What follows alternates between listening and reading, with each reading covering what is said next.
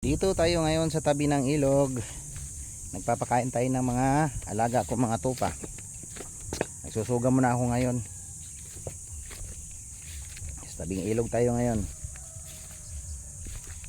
Yan, meron ditong ano, yung maliliit na grapes. Ayan o, maliliit. Pula. Di pa siya hinog.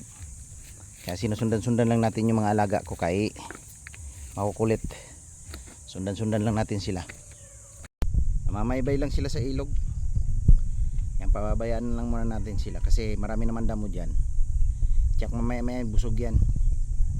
Yan, pag marami kasi pagkain talaga nagagala ng nagagala yan. Pero pag walang makain yan, sisimutin ng sisimutin. Pero ganyan, no? Marami pagkain, gagala lang ng gagala yan. Ayan, na-stack pa sila ron, no? Kasi yung isa ayaw naman dumiritso. Pabayin lang muna natin sila dyan.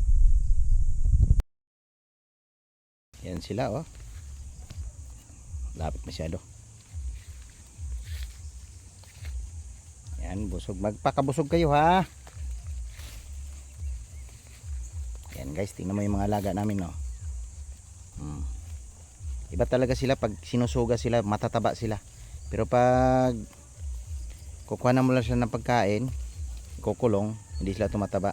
Pero kapag nito malaya sila, isusuga mo lang. Maganda kasi suga ang tupa kasi ano sila, mababait. Hindi ka pare sa kambing na matitigas ang ulo. Ito kasi hindi, pag binugaw mo, sama-sama silang lahat. Kaya itong kagandahan nito, alagaan yung tupa.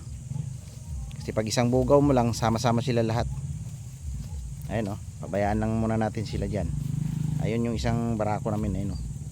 Nag-iisip kung paano siya makatawid doon sa kabila. Ito dito, busog na tong iba dito, oh. Pero mamaya namin pauwiin to.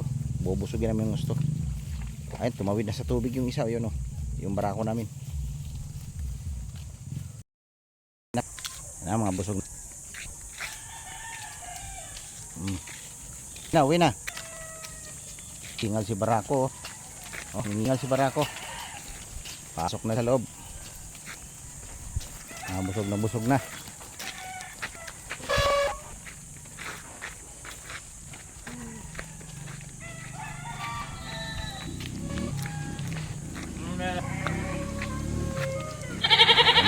Busog na ang aking mga tupa. Ayun, oh. Maghahanap ng tubig yan.